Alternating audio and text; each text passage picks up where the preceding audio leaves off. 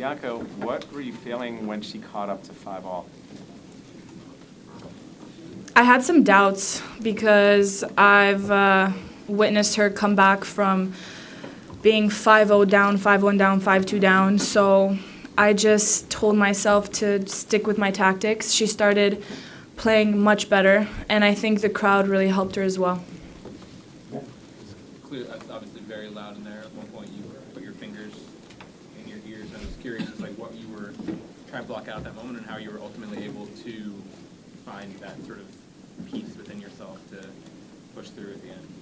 Well, I was blocking out the noise while trying to. I could barely hear myself think. Really, it was really, really loud. But I guess that's what makes this tournament so special. I'm sure it's really nice for the Americans to come on that court. I mean, I've heard a lot of cheering from other people for me, so I'm really happy with that. But it definitely wasn't easy, especially when she started coming back in the second set. I mean, it was expected. She's a champion, and that's what champions do.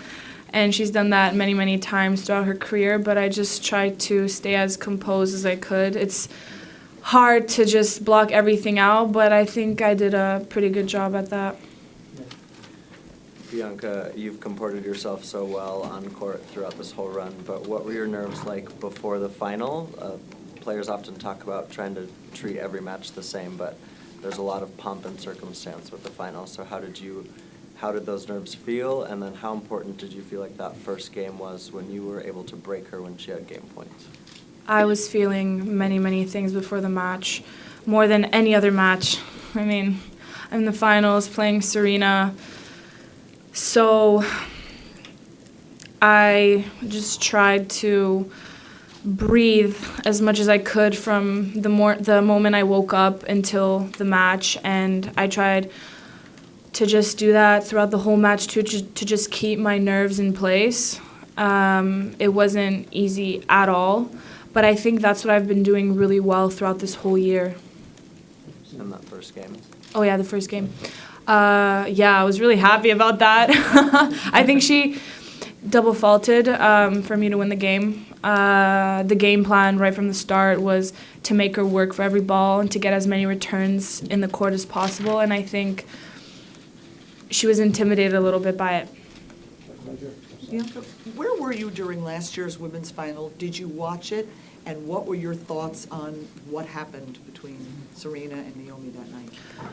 I don't completely remember what happened, but I actually didn't watch that final. Yeah, I don't think I watched that final. I actually just watched some highlights this morning, so I know what to expect a little bit, because I know Naomi played a really good match, so I kind of tried to just get to that level today. Where were you last year during this time? Do you remember? I was at home. I was injured. I was sitting on my butt. Bianca, what similarities do you see between the way you play and your approach to the game with Serena? Sorry, can you say that again? What similarities do you see between your style of play and Serena's and the way the two of you approach the game? I think there are some similarities. We like to keep the points short with our aggressive game style. We like to use our serve to our advantage, and I think we fight really, really hard. But at the same time, I want to make a name for myself. I know I have a different game style than many players on the tour right now, and it's been really, it's been working really, really well. It's been working to my advantage, so I just want to keep improving it. Bianca, just curious, how did you visualize tonight going as you were at your visualization practice and stuff like that? What did you see in your mind's eye, when you sat to think about what tonight might look like for you? This wasn't the only time I visualized playing in the finals, actually against Serena Williams. It's so crazy, man.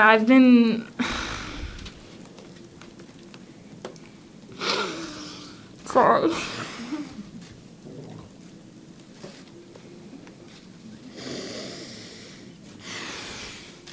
I've been dreaming of this moment for the longest time. Like I said, after I won the Orange Bowl a couple months after, I really believed that I could be at this stage. And since then, honestly, I've been visualizing it almost every single day.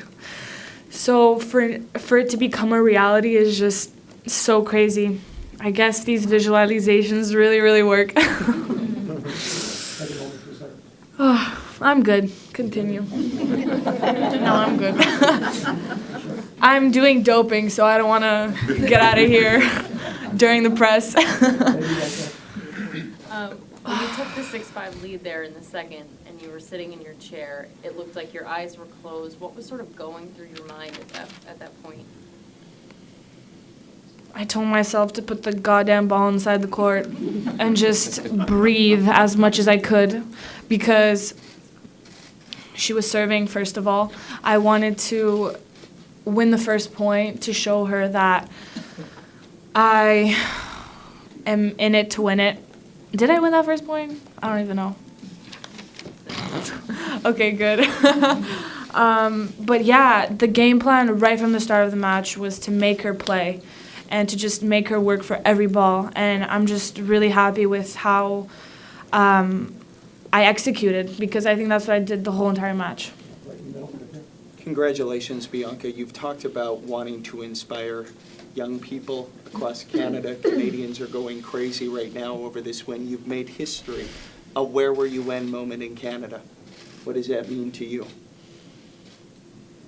I've said this many, many times before, and I'm going to say it again. It's been a goal of mine to inspire many people, especially Canadian athletes. I think that this win will hopefully do that. Not only this win, but just what I've accomplished this past year.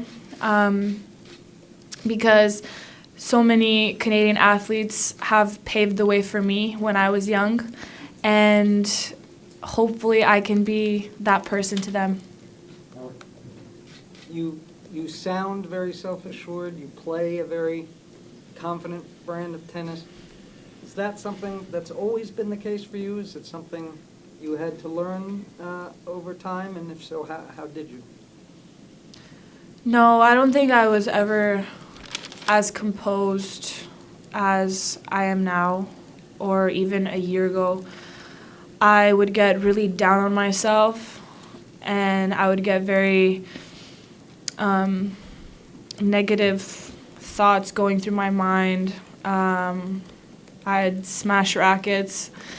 I'd just yell at myself during matches. Actually, not even during matches, even during practice too. But I found that that way wasn't working to my advantage at all. And so I started seeing, I'll say I started seeking some advice from other people. And ever since then, I've been trying to have a very positive outlook on everything. And I think that's really been helping me, even in tough situations. So at Indian Wells, you spoke about how every day you get up and do this extraordinary process of just, before anything, just thinking, meditating. Did you do that today? And secondly, generally, do you find, can you just go a little deeper? Do you find it gives you a sense of calm? Is it empowering? How does that work? Yeah, I did that this morning. I've been doing that this whole tournament, and I put myself in situations where I think can happen in a match, basically, and I just find ways to deal with that, so I'm prepared for anything that comes my way, because I think your biggest weapon is to be as prepared as you can. So I really think that just working your mind, because at this level, everyone knows how to play tennis. I think The thing that separates the best from the rest is just the mindset. Bianca? Hi. So, I know that you've dealt with a lot of injury, and so I just want to know what advice you would give to players, juniors and pros that are dealing with injury and illness. Like, how do they stay focused and just motivated each day that they can make it? It's definitely a process of life. You're never gonna have ups all the time. So I think in those moments, you just have to deal with it the best that you can, which is to just keep fighting for your dreams and just stay as persistent and just persevere as much as you can. I know in those moments you feel like you can't, but if you believe that there are good times ahead, then those tough moments are definitely worth it, because I think it builds you as a character. And I think everyone should go through it because it just makes you stronger. Yeah, you can tell how good you want to be. Just wondering, how famous do you want to be? Do you want to do this all the time? Are you going to like that life? Are you going to have to? Are you okay with the idea of being recognized all over the place and all that stuff? Was that all part of the dream, I guess?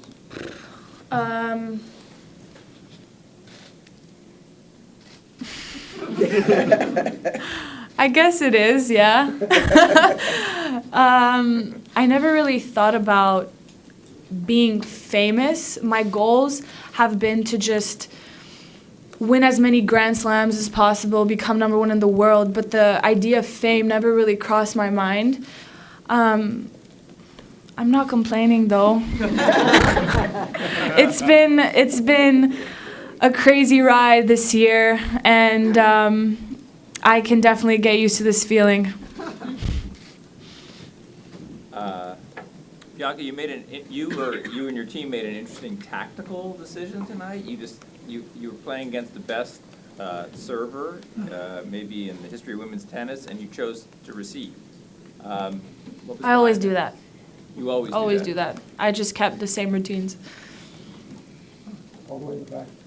You showed. I don't know why. I don't know. It is what it is. Sorry. Throughout the tournament, and then especially today, you showed incredible moxie, guts, courage, fighting spirit.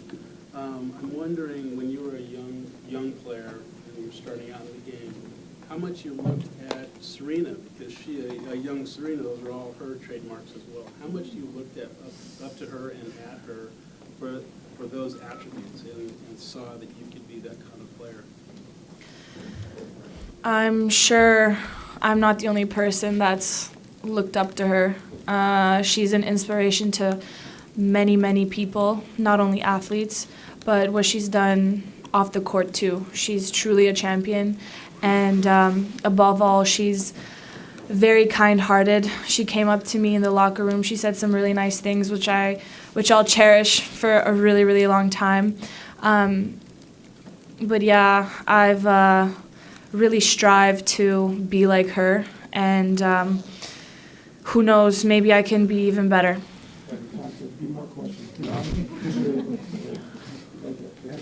Bianca, you said that you've been writing yourself at chess since you were in Orange Bowl. Curious, like, now that you have the real thing, what are you going to do with that? Don't ask me that, because I have no clue. I've never held that much money in my life. But yeah, like I said, I guess those visualizations are really working for me. It's just crazy. Like, I have the biggest smile on my face, and it's just that willingness of never giving up for me, because like I've said, I've been through a lot in my short career, not only with injury, but with relationships and just like off-court stuff. So I'm just really, really glad that I never gave up on my dreams. Congratulations. You mentioned the number of Canadian athletes who helped pave the way to the point where you are now. Any specific Canadian athletes or Olympic teams or teams who played on Canadian pro sports teams that were really inspirational as you were growing up, being an athlete? Bassett, for sure, was very inspirational. Steve Nash. I could name so many. But it's really nice for people to have that inspiration at a really young age. So when I step on the court, I just really try to show my best character and just to have that good example for other players, because like I've said many times, if I can do it, if Serena can do it, if Roger can do it, if Steve Nash can do it, then anyone can do it. Last question, and please stay in your seats at the conclusion, because we have more to the press conference. We have an additional ceremony, okay? Being daughter of two Romanians, was it more difficult in Canada? Did they have something, there was any problem? And What was the first part? Sorry. Your parents are Romanian. Yeah, okay. Was it more difficult to grow in a country with parents who are from another immigrants, I guess? And Oh, definitely not. toughest moment for you? In my career? Yeah, or in your life? No, Canada is such an amazing country. It's so multicultural, so I had no trouble growing up having Romanian parents whatsoever. That's why I love my country so much. And Tennis Canada as well. I can't thank them enough for everything they've done. I've been with them ever since I was 10 years old, and the program they have in place and had in place as well has been doing really well, not only for me but for many other Canadian athletes. So without their help, I definitely wouldn't be here. Thank you, everyone. Stay in your seats.